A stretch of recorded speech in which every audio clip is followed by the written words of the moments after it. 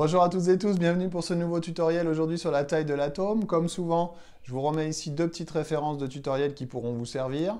Le SP111 qui est sur la masse de l'atome et puis méthode 11 qui est sur la notion d'ordre de grandeur. Alors aujourd'hui, Tichy se pose une question.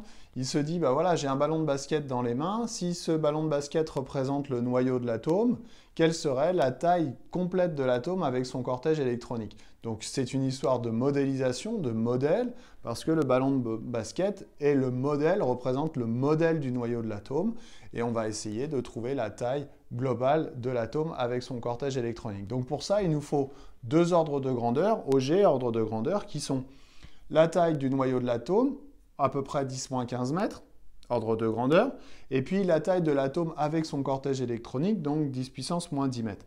Si je fais le rapport des deux tailles, le quotient, alors pour que ce soit plus facile à interpréter, on va faire le plus grand sur le plus petit, donc 10 moins 10 sur 10 moins 15, ça fait 10 moins 10 fois 10 puissance 15, ça fait 10 puissance 5. Autrement dit, on va pouvoir dire que l'atome est 10 puissance 5 fois, 100 000 fois, 10 puissance 5 fois plus grand que le noyau. On peut dire aussi que le noyau est 100 000 fois plus petit que l'atome.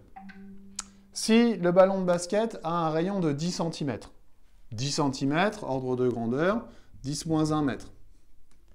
Eh bien, si je veux trouver la taille de l'atome correspondant, on va faire 10 moins 1 fois le résultat précédent, 10 puissance 5, ce qui fait 10 puissance 4. 10 puissance 4 mètres.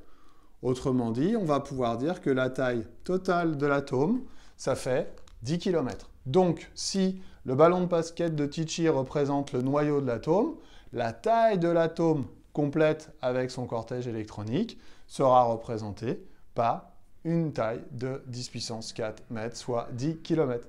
Voilà, notion de modèle, attention à ce rapport très important, attention à ces ordres de grandeur du noyau de l'atome et de la taille de l'atome, très important aussi. J'espère que j'ai été clair, je vous dis à bientôt pour un nouveau tuto. Bye bye.